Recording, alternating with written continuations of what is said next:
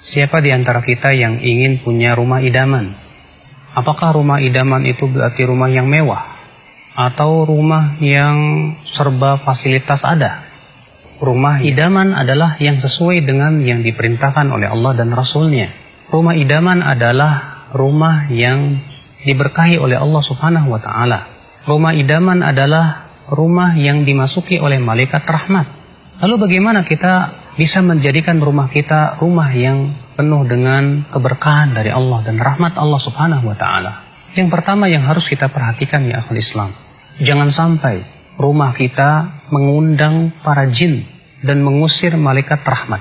Bagaimana caranya? Itu dengan memajang foto-foto bernyawa atau gambar-gambar bernyawa di dalam rumah kita.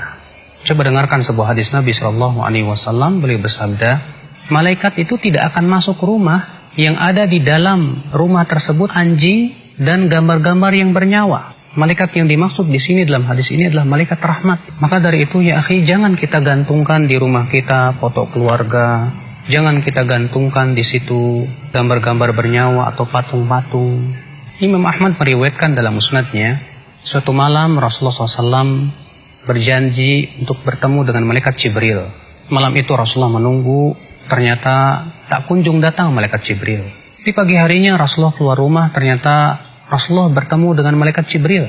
Lalu malaikat Jibril berkata, "Wahai Muhammad, sebetulnya tadi malam saya datang. Namun tidak ada yang mencegah saya untuk masuk ke rumahmu, kecuali karena di depan rumahmu ada patung, dan di dalam rumahmu ada anjing. Perintahkan patung itu untuk dicabut kepalanya, dan perintahkan anjing itu untuk dikeluarkan dari rumahmu." Maka yang kedua adalah, coba perhatikan ruangan-ruangan rumah kita.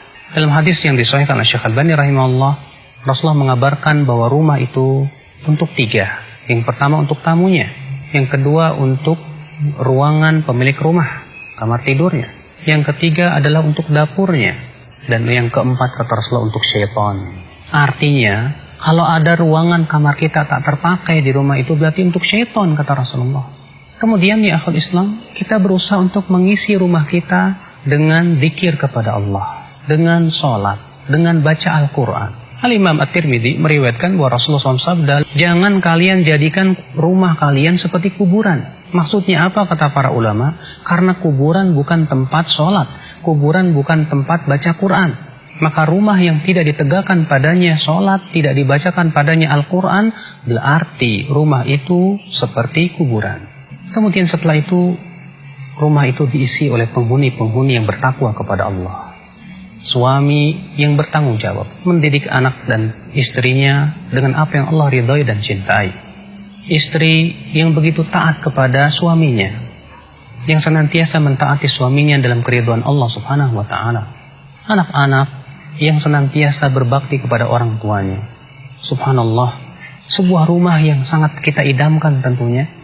Bukan rumah yang mewah tapi kosong daripada zikir kepada Allah, akan tetapi adalah rumah yang banyak padanya zikir kepada Allah, sehingga akhirnya rumah itu memberikan ketentraman dalam hati, menjadi sebuah rumah bagi kita, surga kita di dunia.